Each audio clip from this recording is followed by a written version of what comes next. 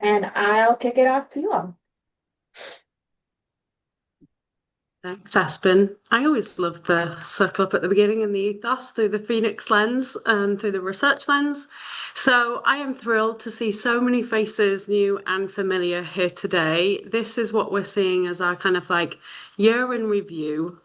It has been a wonderful year for us, for the wider Phoenix, and for the movement. So, we really wanted to take this time today to reflect with you all what are some of those key learnings that have come out from the year and thinking ahead for 2026, what is to come. So, if we can go to the next slide, and today, shout out to a whole team effort here, multiple people presenting and different people coordinating slides. So, as I think a lot of you on this call may know, but really this year has been such a milestone for Phoenix. So, just over a month ago now, we surpassed 1 million members, which is a significant milestone. I think so many of us who were here years ago thought it was a little bit bonkers when we were told that we were going to go and reach 1 million members. And we did it. And everyone on this call here has been part of that in some way. But when we reflect on this through the research, so the research team, we're all data nerds. We're in the data daily. We're hearing stories from our members and community. And really, it's our role to think about, well, how do individuals' lives change and how does that ripple out into the community?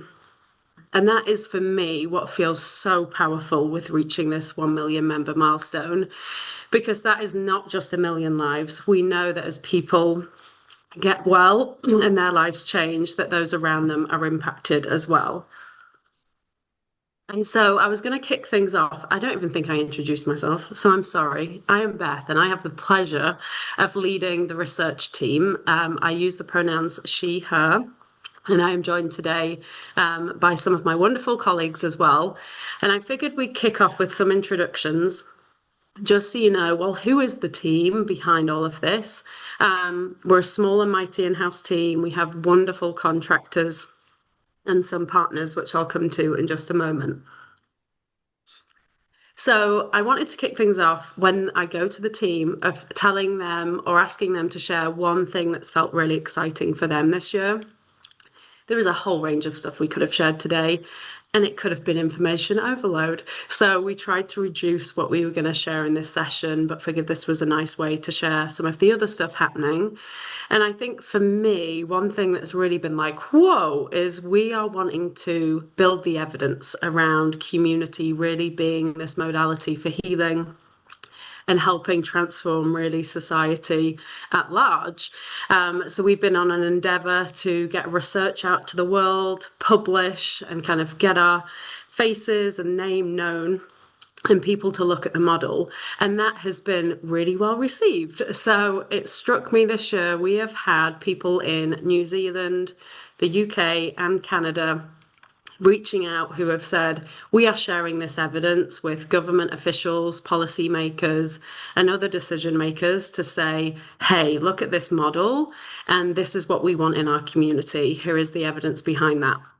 So just know that you are all creating a fire that is spreading globally. So that felt like my exciting things to share, and I will pass off to Jackie. Hello, I'm Jackie Hilios. I'm the Deputy Executive Director and co-founder at the Phoenix. My pronouns are she, her. And I think the one thing that I'm most excited about is really bringing what we've learned out into the light. And, I think it really builds on what Beth was talking about in relation to this idea of a ripple effect. We really want to make sure that what we're learning is being shared and not hidden away in academic circles or behind paywalls, but it's actively shared and discussed and used to drive change. And these sessions, these RAD sessions, are just one example of how we're doing that. And you're going to see a lot more of that, I think, in the upcoming year. We're going to be doing a lot more experimentation to see how we can bring this stuff out into the world. And I think it's really important for us to just kind of keep in mind that there's no one right way to recover, there's no one right way to live. And so getting this information out there and making sure that people understand that they have choices and options, even within the Phoenix, because we offer so many different types of activities, and whether it's running or cycling or climbing or CrossFit or music, it's all there. And now with the integration of Newform, there's also so many other partners. And so by getting this information out there, again, I think we're really creating an environment where people have choice and they're empowered, autonomous, like really taking control of what matters to them in their lives. So I'm just really excited about fueling that ripple effect. And I'm going to pass it on to Dr. Katie Heinrich. Hey everybody, Katie. Pronouns are she, her, and I'm remote in Manhattan, Kansas. And I think one of the things I'm really excited about is we've launched the first comprehensive evaluation of our programming, our coursework on Adovo tablets, which are offered in over 1,400 jails and prisons nationwide. And the numbers keep going up. We've reached almost 420,000 learners through those courses. We're analyzing thousands of comments as well as engagement patterns, and we're gaining some really clear insights about what's helping people learn, grow, and build recovery-related skills while incarcerated. And the findings are helping us improve the courses as well as expand our impact, particularly as people are for those who are preparing to re-enter their communities. So I think I will pass it on then to Dr. Sierra. I'm Sierra Castedo de Martel. I use she, her pronouns, and I am based remote in Detroit, Michigan. I'm a person in long-term recovery and also a researcher, and I just joined the team at the end of June, and it's been an awesome ride so far. The thing I'm really excited about, the most excited about, you'll hear a lot about today, so I'm going to focus on the second most exciting thing. And that is that we are developing a logic model for Newform.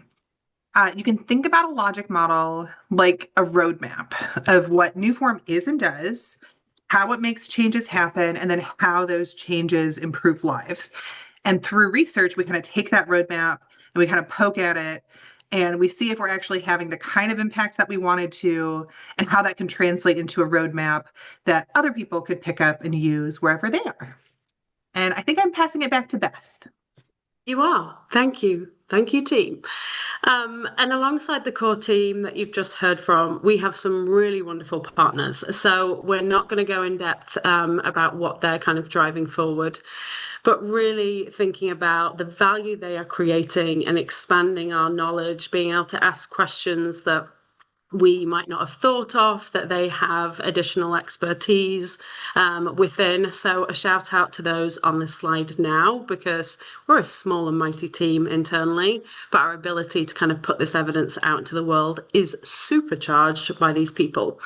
So kicking off today's session, we're going to start with 3 of our kind of big learnings from 2025. We've learned a lot, but we wanted to package 3 for this discussion today, and really hear from you all as well as we kind of talk through these. What does this mean for you? How does this resonate with you? How is it showing up in your life, whether you're a member, a volunteer, a staff member, a partner, a researcher, whoever you are? I can see many of you in the audience.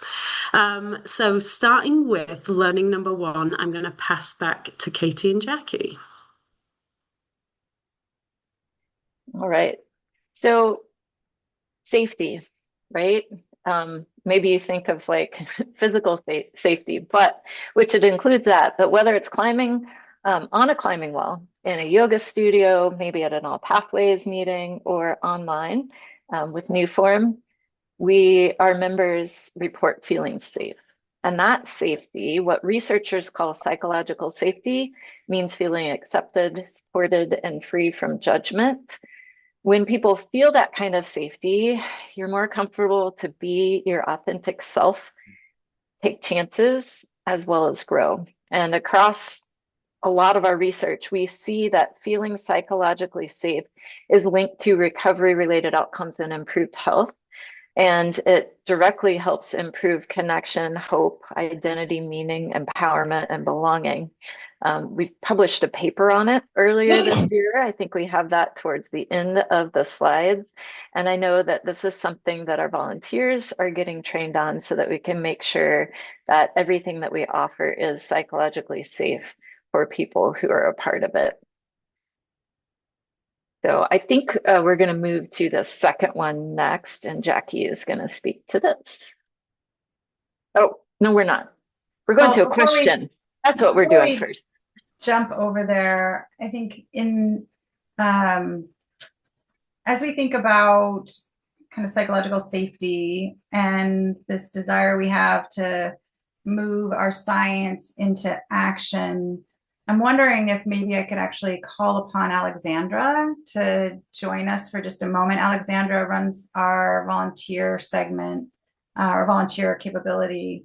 And Alexandra, could you maybe just offer a couple of ideas or thoughts about how you have been able to fold psychological safety into your work with volunteers and how it's showing up within the Phoenix?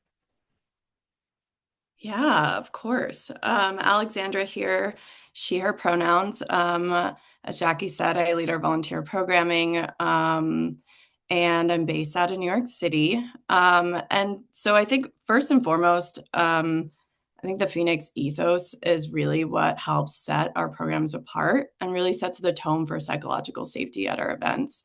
And so we ensure that like all of our volunteers are equipped to lead the ethos before all of our events. And it really helps like kick off the events and ensure that like everyone has a clear understanding of just our values and how we show up. And it primes people to just feel safe and to support each other from the start. And then there are a lot of like small but like immensely impactful actions, like introducing ourselves at the Circle Up and ensuring that we have Circle Ups at all of our events, ensuring that folks are using pronouns, and welcoming people as they arrive. And so we try to ensure that like those practices are incorporated throughout the board. And then like there are things that happen organically, like cheering for one another, encouraging one another at events. And I can think of a personal, like small example where just like those practices really helped. And I know when I did rock climbing outdoors for the first time at Moab, I was initially really, really afraid. And then like the encouragement from all of the other people who were watching me and like screaming my name helped me feel comfortable and also safe enough to say like that I was afraid and to express those fears, but also pushed me to do something hard and do something new. And that's just like one small like real life example of like how we incorporate those practices across the board and in every event that we have. Thank you, Alexandra. I wanted to say too, I think for those of you, I mean, we've got a lot of staff and volunteers who are here on the call, but there are some folks who maybe aren't. And psychological safety is something that we really have leaned into over the years and started building a science base around how it shows up in a community setting and how it influences transformation for those we serve. And, you know, I think what's really exciting about being a part of this research team and work at the Phoenix is that we have the ability to look at these sorts of questions and these sorts of ideas and then take them to like help people actually engage more intentionally. You know, we can create these environments that are really transformational. And when we talked earlier, or when I talked earlier about wanting to kind of get the word out there, it really is about like, how do we now take what we've learned about psychological safety and bring it to all the organizations who are on Newform and those that aren't, right? I mean, how can we help them see improved outcomes too? And so it's, I think it's a really exciting time, and we're going to see more and more evidence come out about the role of psychological safety in empowering individuals to live their best lives. And we're going to start to see more conversations about how to bring it to other people. Alexandra, I loved your example because my first time rock climbing with the Phoenix was terrifying. I was like, I hate this. But then I realized through the support of everyone else and feeling safe, like I could do things I maybe at the beginning of that didn't think I could do. And that's a really lovely segue into our second learning, which we want to share, which is really around the power of our digital platform as well. So as Phoenix and our movement has grown, you will have also see our app has been on its own journey of evolution. So it was rebranded earlier this year to be called the Newform app, and we have been joined by 100 other community-based organizations within the ecosystem now. And it was the role of my team to really think, well, how is the app working? Is it working as we planned? How are people's lives been changed? And what is the culture that has been created in that? And again, making sure that psychologically safe spaces showed up in a digital environment as well. That's really important. And our team in the back end, our technology team, our marketplace team work really tirelessly to create spaces that are safe for the member in the community to experience. So this year we undertook in the last 12 months, we've undertaken 2 complementary research efforts. The first was a survey of our members within the app to understand how does engagement with this platform impact your life? And then the second is a large language analysis. So one of our amazing partners, Danny, was able to pull 20,000 posts from the social walls of the app and really understand, well, how are people communicating with one another? And when we came together with Danny, what really struck us was like, whoa, at a time when social media is actually dividing us, this platform is doing the opposite. People are telling us that they are building connection, they are building community, and that is also reflected within the data we are seeing as well. So Danny has done previous language analysis of other social media sites. So think of your Facebook, your Reddit, your X. And Danny was like, I've never seen the chart that looks like this, where the language and communication is so positive and supportive. On other sites, you usually see this real divide between actually quite negative, toxic content and positive content as well. And on our app, it's the opposite. And what is the result of that? Well, people, their health and well-being improves. So a data point that's really struck us was after 1 month of being on the app, members report an 84% improvement in their mental health, which is profound. And the other great thing is that doesn't plateau, so it continues to strengthen over time. But we also recognized within our learning around the technology that journeys are unique. Every member needs something different to support them, depending on where they are. And so it is a real pleasure of the work that we do to be able to work with our teams to think about how does our research and this insights shape new feature development and new app development. And so I'm going to do what Jackie did with Alexandra, because I know Sarah Dahlia is in the audience today as well. And Sarah, I wonder if you could share a little bit about how these research insights are shaping new features for 2026 and things people can be excited for. Yeah, definitely. Hey, everyone. Sarah Dahlia, she, her pronouns. I work on the Newform mobile team. And yeah, just super excited to share a bit about how we're baking research and insights directly into the product experience that you see within the app. And before I jump in, I just wanted to say one of the things I love the most about our collaboration with the research team is that it's genuinely two-way. Research isn't something that just sits on a shelf. It's actively shaping what we build and how we think about the future of the app. And in turn, data that we're collecting through the app is actively informing research efforts like the NLP study that Beth just mentioned. So yeah, it's a really symbiotic loop, ultimately helping us build a better experience for our members. So I wanted to spotlight a couple of areas where research and product efforts are going to be coming together in 2026. So the first initiative is about really personalizing the mobile experience by building a stronger tagging system behind the scenes. Like Beth mentioned, we really know that members want to see content that truly reflects who they are. So their identity, their experience, and their needs within their journey. So in 2026, we're going to build the foundation that lets us connect member attributes to spaces, events, content that are most relevant to them. So we could collect things like demographic information, interest, information about your recovery pathways. We'll be organizing that in a structured way so that we can make smarter and more meaningful recommendations to our app users. And yeah, this is something that we'll build really closely with the research team. We want this tagging system, the taxonomy, to be grounded in evidence and really aligned to what matters to our members. And a second feature that I'm personally very excited about getting into the world is called My Journey. We want to give members a truly holistic view of their growth, not just what they did in the app, but how those actions connect back to real outcomes that they're seeing in their lives.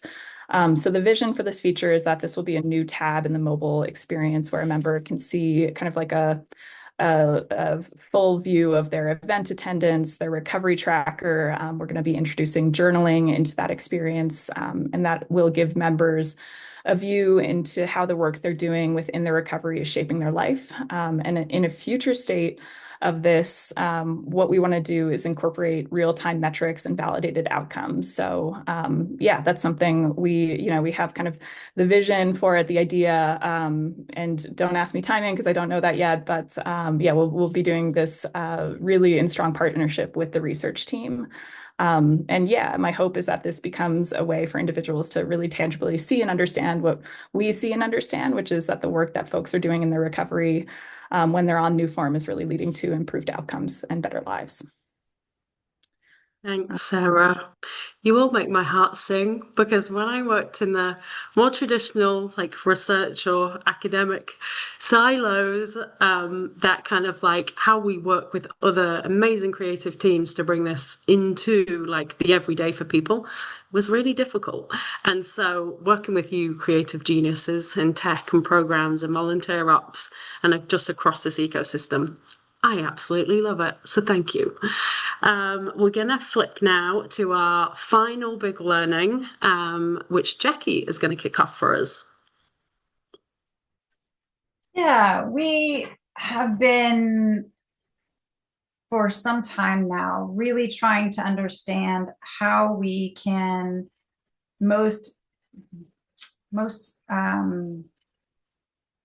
how we can empower people to live their best lives most effectively. And, as you know, or most people know, there's a lot of different definitions of recovery, a lot of different kind of ideas about sobriety, and the way in which the industry is really going is to this recognition that there are truly multiple recovery pathways. And so there's no one right way for people to recover, but there's also no one right way for people to live. And as we started to think through how we can best help people, we started exploring this concept of flourishing. And I'm not going to go into detail about it here because we've talked about it elsewhere, but we launched a survey to look at some of our outcomes, and I think Katie will get to that. And in that, one of the questions we asked was about flourishing. And the outcomes were really, I'm not going to steal her thunder, I'm going to let her share it with you, but the outcomes were really inspiring and started sending us down this rabbit hole of really thinking about how can we better serve people in a more holistic way? And how can we better understand outcomes in a more holistic way that goes beyond sobriety, but also goes beyond maybe some of the traditional recovery capital thinking as well? That idea that we're really thinking about people's biological, psychological, social, their material and economic needs, the value of contributing. Like, how are we thinking about all these different factors that are really going to come together to improve people's lives? And the recognition that each person in their individual journey might need a little more or a little less of these different domains as they live their lives. And similarly, what somebody needs when they're 20 or 30 or 40, or stepping into a new relationship, or managing a trauma or tragedy, the death of a loved one, things change for people. And so we needed a framework that could be really multidimensional. And that's really sort of like shifted us here into thinking about this idea of flourishing and a multidimensional framework alongside it. And so I've sort of framed this idea of flourishing for you, but I do want to kick it over to Katie Heinrich, who can really talk to you a bit more about a recent paper that she spearheaded for the Phoenix and some of those outcomes. Yeah, thanks, Jackie. That was an awesome overview. This really is a focus not on what you're leaving behind, but what you're gaining along the process of recovery or your life journey. We did a survey where we surveyed all Phoenix members with all links of membership, and we asked them, what was your flourishing like in several different domains? I'll tell you those in a second. And when you first started with the Phoenix, and then what does it look like now? And so they reported the average across everybody was a 33% increase in flourishing from joining to currently. And those who were just starting out or earlier in recovery kind of started a little bit lower in flourishing, but they kept growing. And a cool part of the research was that we had members that we surveyed who'd been with us or in recovery for 10 plus years. A lot of times research only goes up to about 5 years of being in recovery. So this is pretty neat new data for the scientific field. And so flourishing, it's all encompassing. It includes the presence of good health, both physical and mental, supportive relationships, meaning and contribution, financial stability, and just simply living your best life.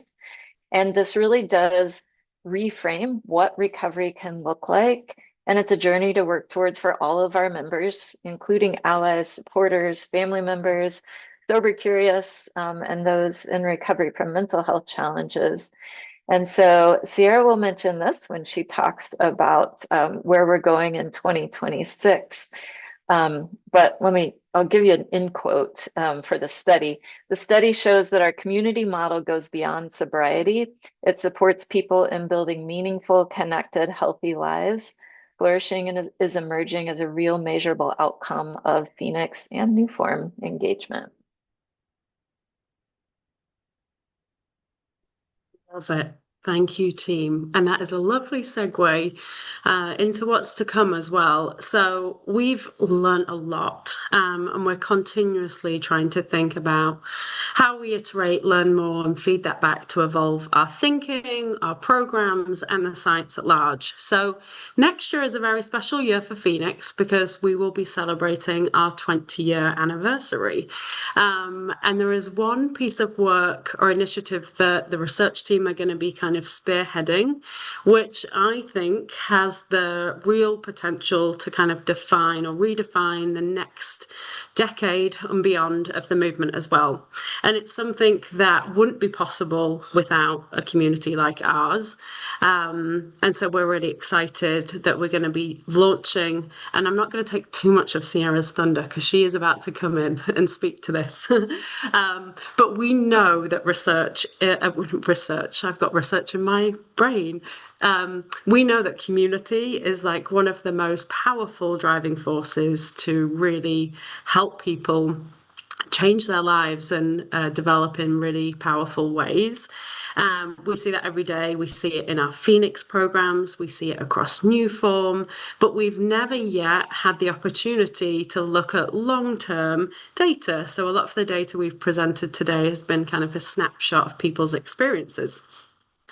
And so we really want to go to the next milestone of thinking or like sophistication in our research journey to think, well, what actually creates that change? How does it unfold over time? How does it show up for different communities within the larger community? So How does it look for veterans? How does it look for our queer community? How does it look for those that are new to recovery? So I think there is a tremendous amount we can still learn. And not only is this learning really integral for what we learn internally, but I think has the power to really shape how the world, I'm going to say world, I'm going to go beyond country, because we've already seen that this evidence has been picked up worldwide.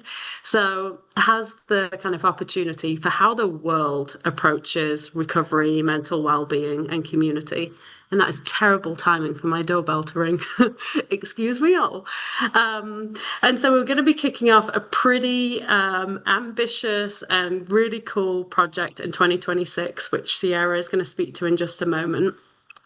But before we get there, I also just want to speak about some of our own guiding kind of points of view, which really our guiding points of view shape how we approach what we do. And they're what things that we really want to hold ourselves accountable to. Now, I actually don't think I need to spend much time on these because the team have beautifully spoken to them at pieces of the conversation already today.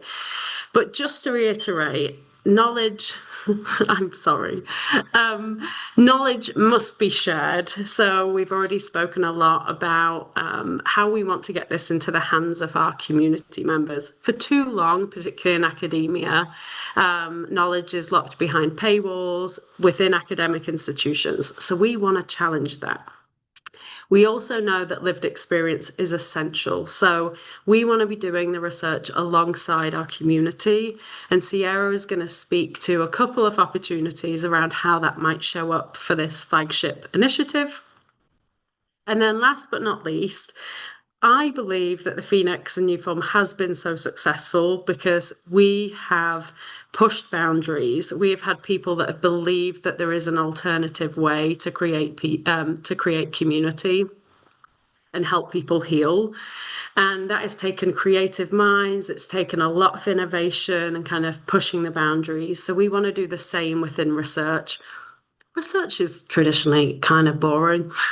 I'm sorry to my researchers on the call, but like we tend to do things in a very set, rigorous way, which is needed.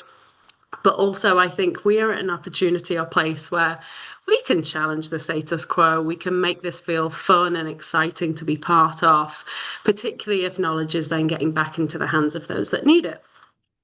So with no further ado, I'm going to pass over to Sierra and also figure out who is ringing my doorbell consistently. Thank you, team. Thank you. Yeah, great. So I am going to talk to you today about the big study. Next slide, please.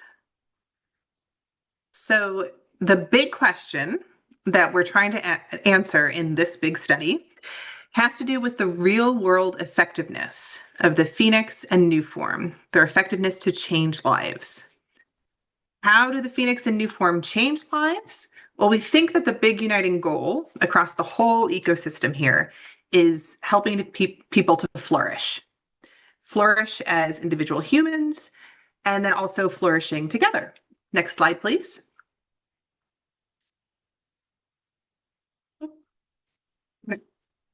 So why flourishing? I know we've talked a little bit about that already, but just to give you a nice, concise definition, it's really just about getting to a place in life where all aspects of my life are good to me. So it's subjective, right? Is this a good life for me?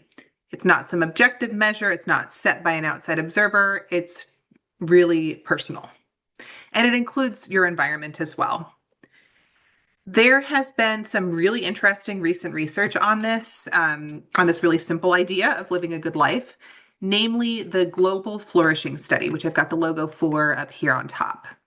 That is observing how people flourish all around the world over time. There's also decades of recovery research and research on other life challenges that keeps coming back to that same idea over and over again. At the end of the day, most people want the same thing, to live a good life as the big end goal. Next slide, please. Now, a lot of the challenges that we here at the Phoenix and partner organizations all across the New Form ecosystem address are things like substance use, mental health challenges, trauma, social isolation, loneliness, those kinds of things. And we think about these as acting as barriers to human flourishing or individual flourishing. And we think that things like the dysfunctional healthcare system, where people can't access the care they need, they can't afford it, maybe they fall through the cracks, as well as a kind of a cultural milieu where people are really isolated and atomized from one another. Those things act as barriers to flourishing together. And we think that the Phoenix and New Form both, at their core, act as facilitators to flourishing, helping people and organizations overcome those barriers and either flourish as individuals or flourish together, or both. Next slide, please.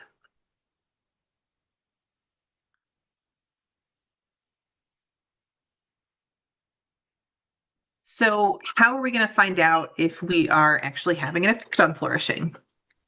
So the design of the study, this is going to be a mouthful.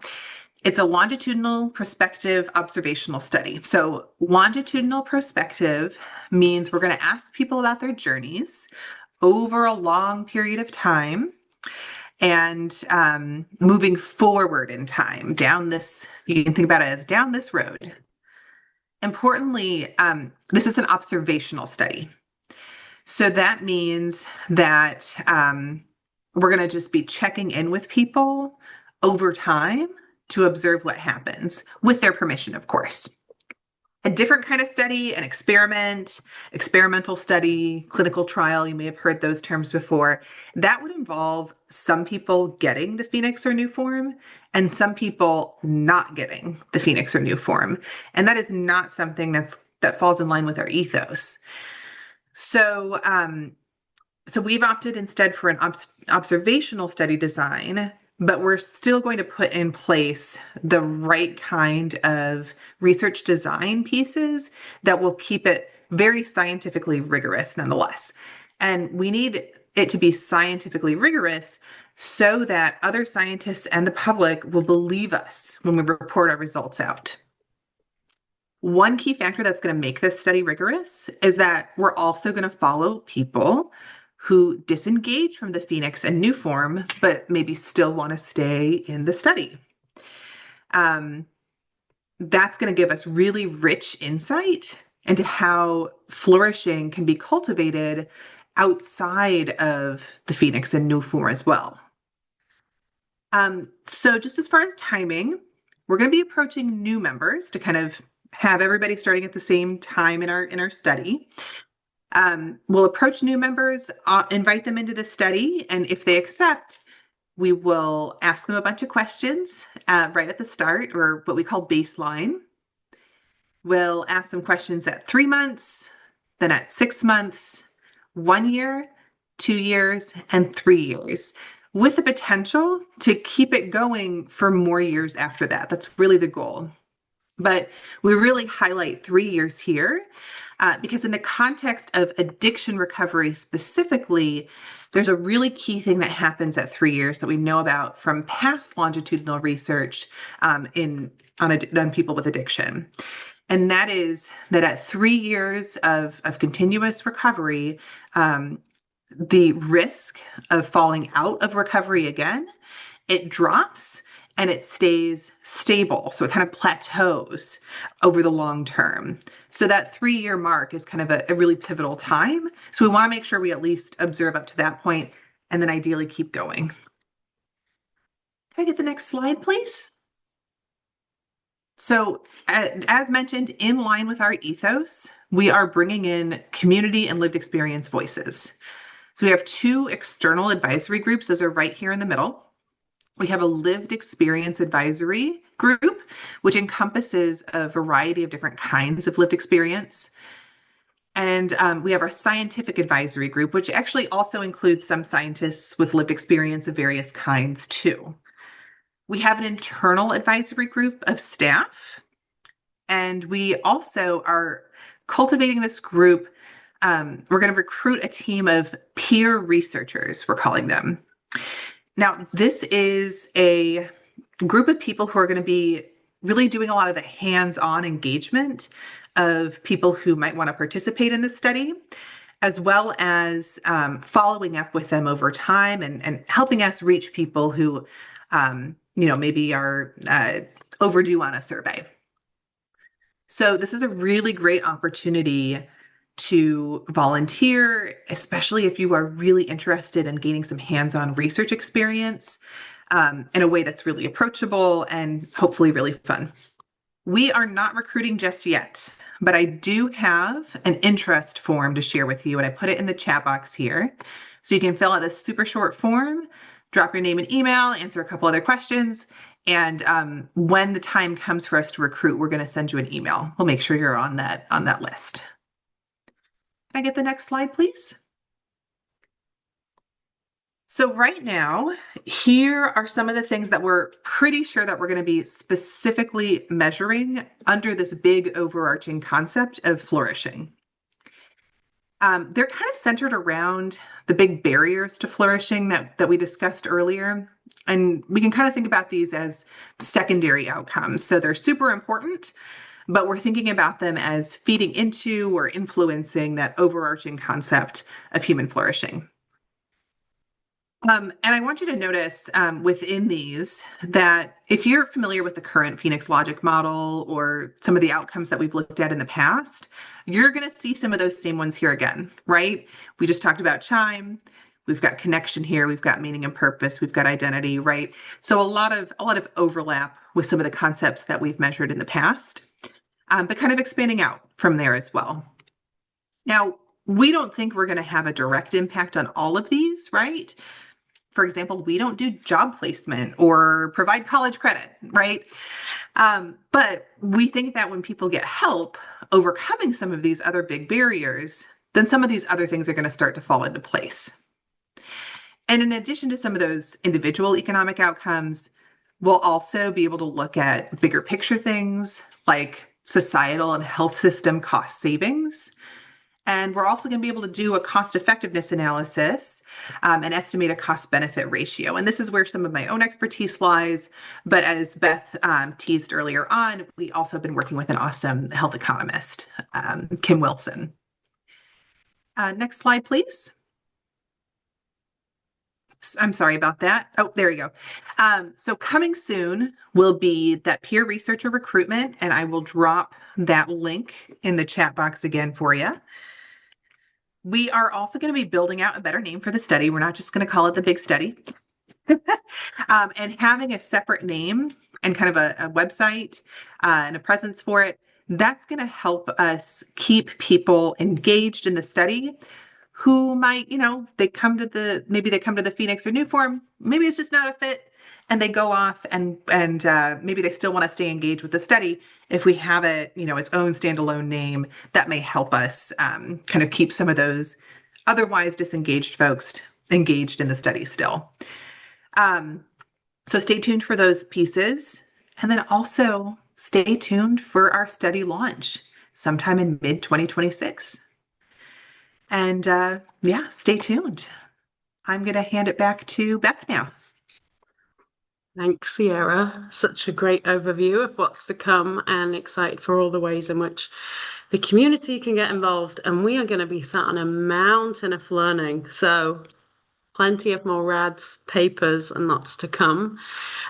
We wanted to allow some time for discussion. Jackie's always awesome at bringing it into discussion with the community. But if you are in the audience and you have a question already, please don't hesitate to come off mute immediately, throw something in the chat. We want to hear from you. How has this resonated with you? What kind of questions are you left with asking? And I see a hand from Jimmy. So Jimmy, Hi. please come in. Yeah, hi. I was just typing this into the chat, but it's going to be easier to just say it. I'm a volunteer and volunteer community lead in New York. And apologies, I had to drop out in the middle of the call, but I'm curious about the study design for the big study.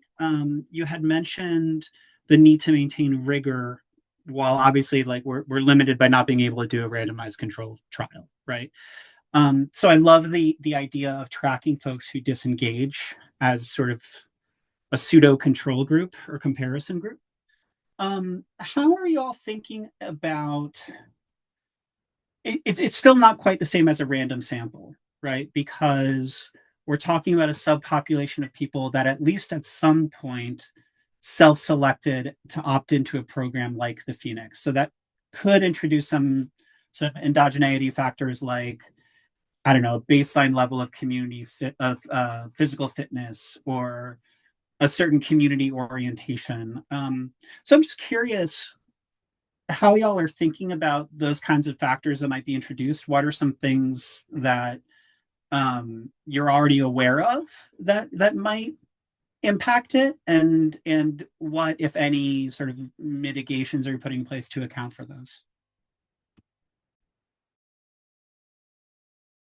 I'm sorry for nerding out. I'm just really No, curious. you're great. Excellent question. I just I had accidentally selected the markup button somehow instead of unmute.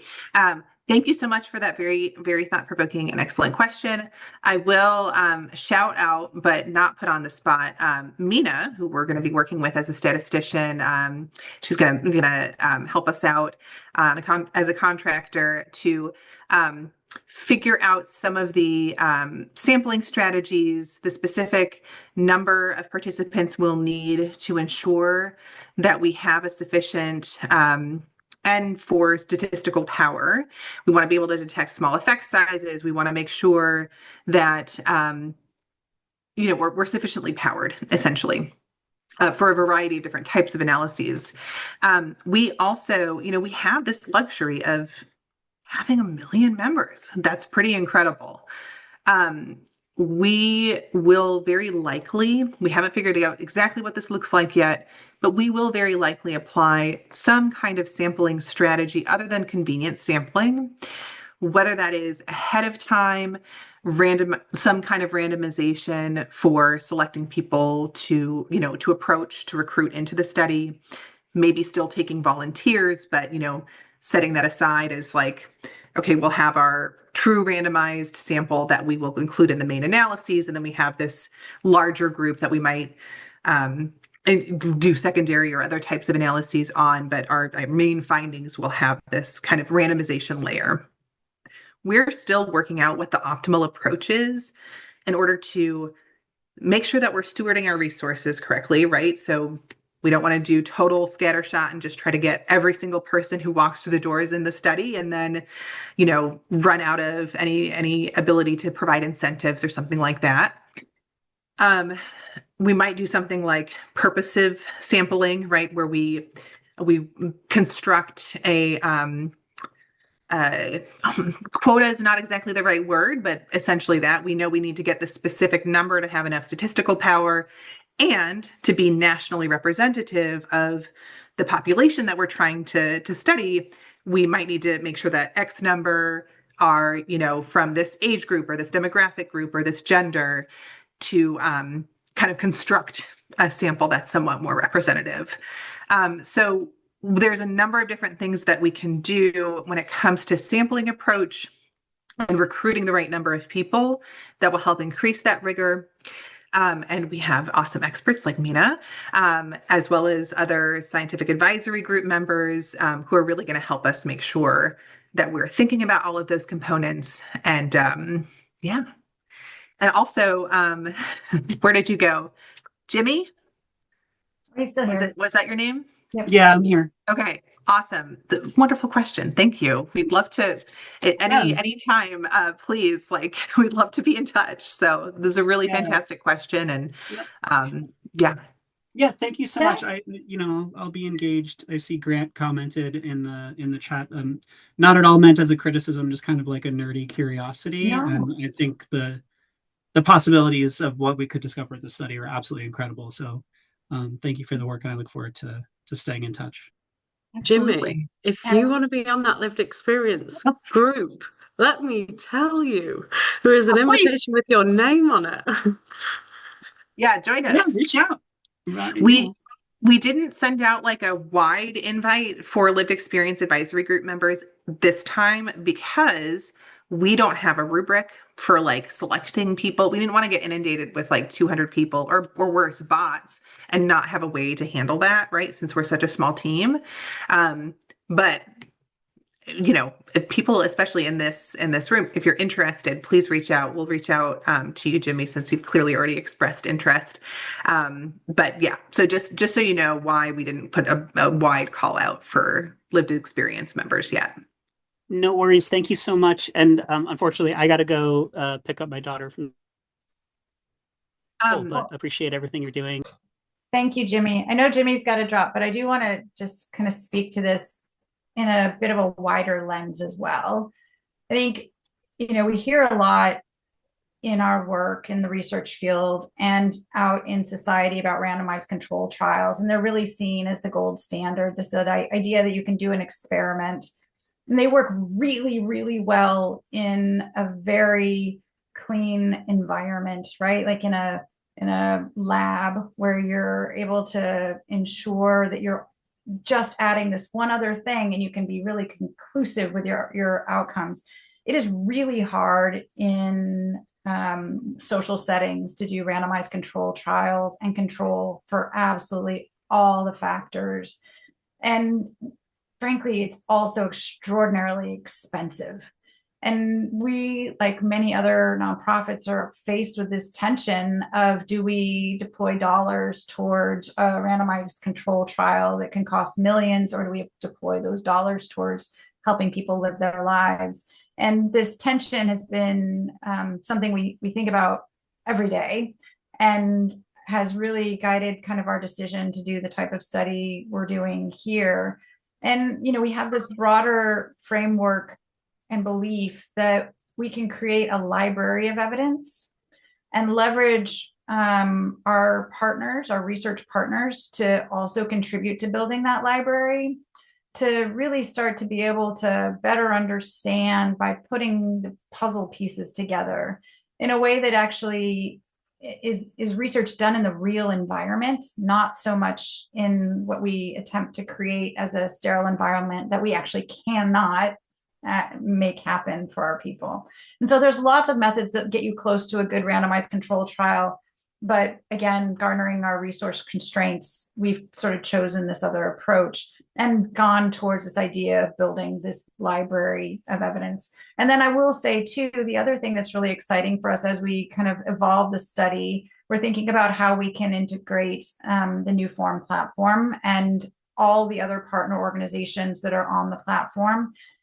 This idea that with, we've got just about 150 on there now, but we're likely to have thousands of partners on that platform, and to be able to do comparisons between different organizations who are maybe kind of trying to do similar types of things, I think is really appealing to us, to be able to understand too what these different organizations, like how they contribute to flourishing, if we think of flourishing as a multidimensional construct.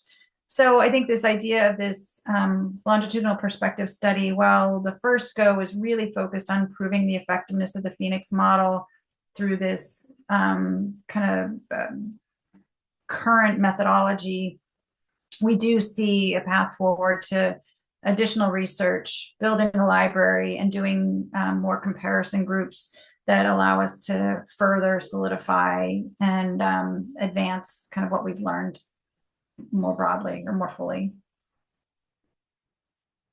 Are there other questions? I'd love to keep going. These questions are awesome.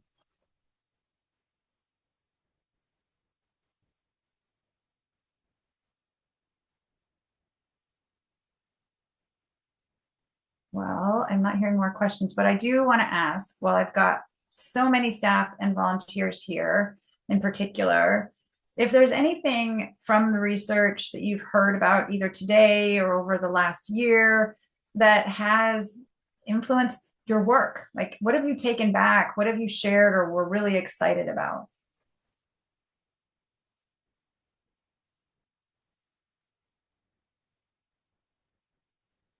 Come on, Sharon, Zobel, Jamin. I know y'all are out there. I'll go ahead and go, Jackie. We'll jump. So, I mean, for me, I'm actually coming up on my 5 years at the Phoenix in a couple of weeks. And I mean, so much of the research is impactful, being able to show, how people are able to stay sober, when they're committed to attending Phoenix events, and really putting the 1 million into perspective. Like that's 1 million lives, that's 1 million stories. It's so many other family members that are affected. So I'll pass it off to Jamin. All right. Yeah. I'm loving everything. I'm just getting into Chicago, so it's a little crazy. But I love all the research. I think having, an understanding for other people. Many of the places that we're working with are looking for evidence-based pathways. So the great thing is having evidence of that. And most recently, I went to the Illinois Association of Problem Solving Courts and presented there about multiple pathways and took a lot of the research that obviously the research on and took that to that and then was able to present about that, and it gotten really good returns from a lot of that evidence that we presented there. That's a really big thing for us to be able to walk into a place where they're stuck in bureaucracy like that, where they're going to have to prove that what they're spending their dollars on are going to actually helping reduce recidivism and things like that. That's what they're going to be called from SAMHSA. So when we're able to walk in and say, not only do we love this personally, but here's how it affects, how it affects the community, and it's completely free.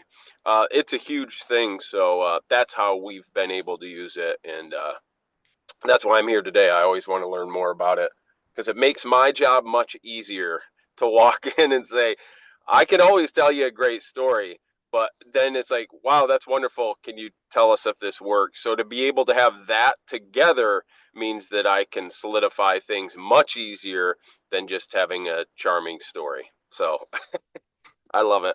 Thank you, Jamin. Good luck in Chicago. Thanks, Cheryl. I think Grant's hand is up as well. Do you want to jump in, Grant? Yeah, sure. Thanks so much, research team. This has been amazing. I'm chasing around a sick 19-month-old right now who's also excited to be here. Yeah, I just want to piggyback on what Jamin said. In so many settings now, like the thing that I share, like I share the phoenix.org with folks, but the primary link that I share with people is our research page, because it allows people to really tap into sort of like, even more so, I think, than anything else that we have available, showing sort of the how of what we do and a lot of like the why. Like we're here to be rigorous, and we're here to be like really considerate of people. And it's also like right on our website, like we respect people's intelligence. Like we offer them the opportunity to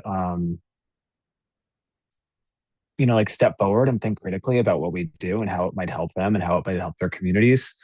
And an example right now is like I'm in grad school, and one of my things that I'm trying to do is integrate the Phoenix as much as I can into the community of organizations that partner with my graduate school and within the student body.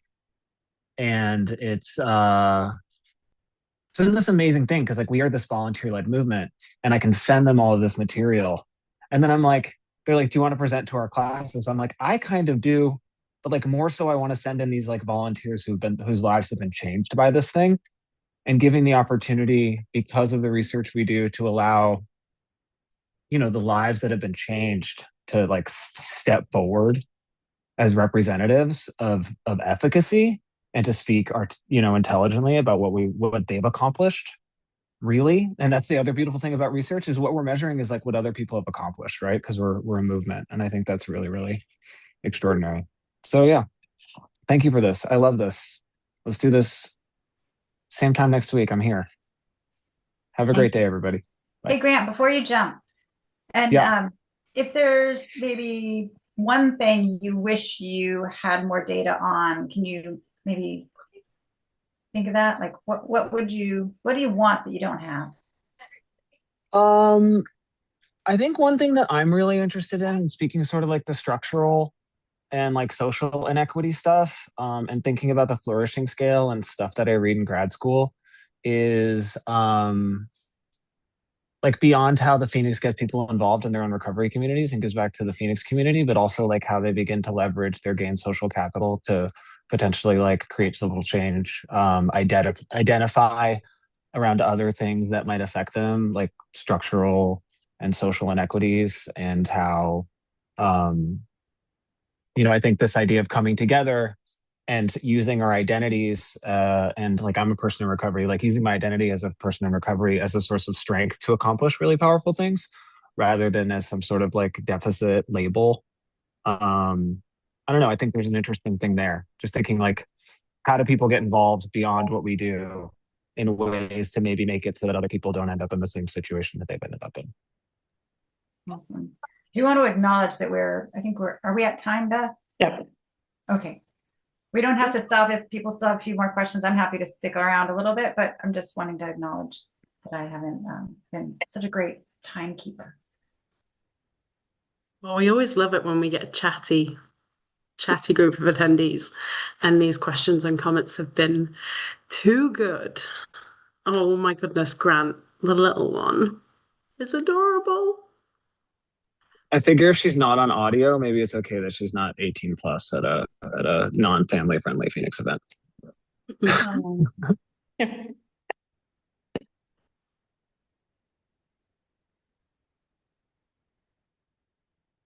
Well, I want to thank you all for taking the time to join us today. I know these are always a real highlight for me just to bring this into conversation and hear from you all. So thank you for being here. I wish you all a lovely Friday and weekend ahead, and look forward to seeing you all soon. Hey, everyone. Thanks, everybody.